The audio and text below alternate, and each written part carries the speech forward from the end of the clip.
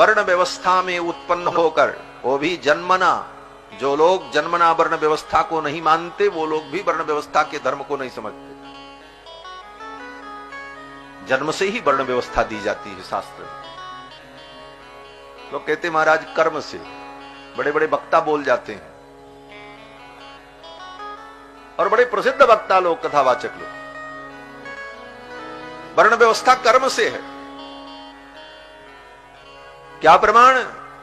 बोले गीता में भगवान कहते हैं चातुर्वर्ण्यम मया सृष्टम गुण कर्म विभागश, धर देते हैं यही पंक्ति। बोले गुण कर्म विभागश, बोले वो गुण कर्म विभागश जो कहते हैं उसका तात्पर्य क्या है? चातुर्वर्ण्यम मया सृष्टम, चार वर्ण को मैंने बनाया। कब? बोले जन्म के समय, माने उनको जो जन्म मिला, जन्म से ही उनके चारों वर्ण है।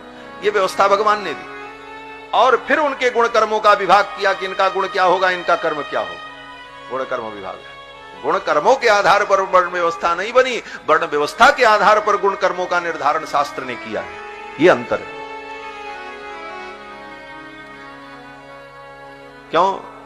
बोले लिखा है द्वादशे हनि नाम कुर्यात्, श्रुति कहती है बच्चा जन्म ले तो 12वें दिन उसका नामकरण हो। 12वें दिन नामकरण जब हो तब तो शास्त्र कहता अगर ब्राह्मण का बालक हो तो सर्वांतः, क्षत्रिय हो तो वर्मांतः, सर्वांत वर्मांत नाम। ब्राह्मण होगा तो शर्मा, क्षत्रिय हो तो वर्मा, वैश्य हो तो गुप्तः, शूद्र हो तो दासः। तो अभी 11 दिन का बच्चा हुआ, 12वें दिन नामकरण हो रहा। 11 दिन में वो कौन सा कर्म करेगा जिस कर्म के आधार पर आप तय करोगे कि ये ब्राह्मण है क्षत्रिय? कैसे नामकरण करोगे? यज्ञोपवीत संस्कार करने से कोई संस्कारवान होकर के ब्राह्मण होता? बोले पहले जब करने चलोगे तभी लिखा है, वेद कहता है बसंते ब्राह्मणम उपनयित, बसंत ऋतु में ब्राह्मण का यज्ञोपवीत हो। ग्रीष्मे राजन्यम शरद वैश्यम, क्षत्रिय का यज्ञोपवीत ग्रीष्म ऋतु में हो, वैश्य का जो है वर्षा ऋतु में हो। तो पहले ये तय करो कि कौन ब्राह्मण, कौन क्षत्रिय, कौन वैश्य, तब ना उसका यज्ञोपवीत करो।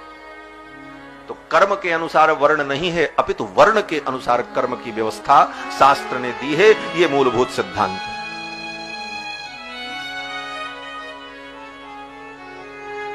ये मूलभूत सिद्धांत।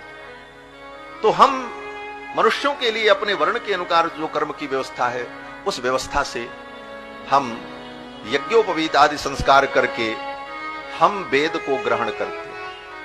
वेद को ग्रहण करने की हमारे अंदर योग्यता आती है, तब हम वेद को अपनी तपस्या और साधना से योग्यता संपन्न होकर, संस्कार संपन्न होकर के वेद राशि को ग्रहण करते हैं। ये मनुष्य का धर्म है, हमारा आपका धर्म।